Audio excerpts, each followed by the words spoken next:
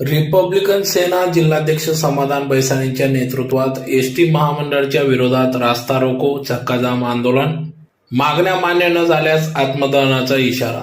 याबाबत अधिक वृत्त असे की रिपब्लिकन सेनेचे जिल्हाध्यक्ष समाधान बैसाणी यांच्या नेतृत्वात 7/5/2026 पासून बेमुदत भजने धरणे आंदोलन सुरू असून याकडे प्रशासन जाणून बुजून दुर्लक्ष करीत असल्याचा आरोप या ठिकाणी रिपब्लिकन सेनेचे जिल्हाध्यक्ष समाधान बैसाणी यांनी केला असून गेल्या अनेक दिवसांपासून 7 मे 2026 रोजीपासून सुरू केलेल्या या बेमुदत भजने धरणे आंदोलनाची दखल घेत नसल्यामुळे आज दिनांक 24 मे 2026 रोजी रास्ता रोको चक्काजाम आंदोलन करण्यात आले।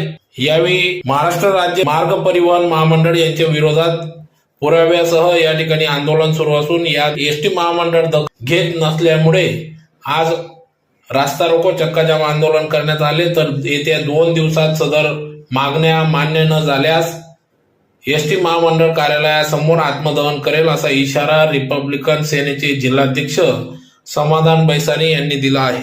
या रास्ता रोको चक्काजाम आंदोलनात जिल्हाध्यक्ष रिपब्लिकन सेना समाधान बैसाणे, कविताताई पाटील, शशिकलाताई मोरे, शंकर देवरे, जानकीराम कदम, अनिताताई सोनवणे, अर्चनाताई चव्हाण, महमूद अन्सारी, नितीन शिंदे, ॲडव्होकेट संतोष जाधव आदी कार्यकर्ते पदाधिकारी या आंदोलनात सहभागी झाले होते। महामंडळ सरकारचं भ्रष्ट कारभार, पुरुषोत्तम व्यवहारावर कारवाई, राजेंद्र देवरेवर कारवाई, एसटी महामंडळचा भ्रष्ट कारभार, एसटी महामंडळच्या भ्रष्ट कारभारीवर डॉक्टर बाबासाहेब आंबेडकरांचा रिपब्लिकन सेनेचा जिल्हाध्यक्ष धुळे।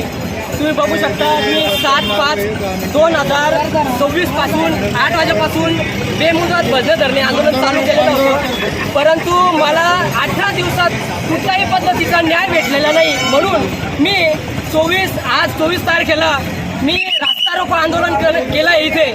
जर मला न्याय भेटला नाही तर याच्यानंतर मी याच्यापेक्षा जास्त भयानक पद्धतीचं आंदोलन करेल।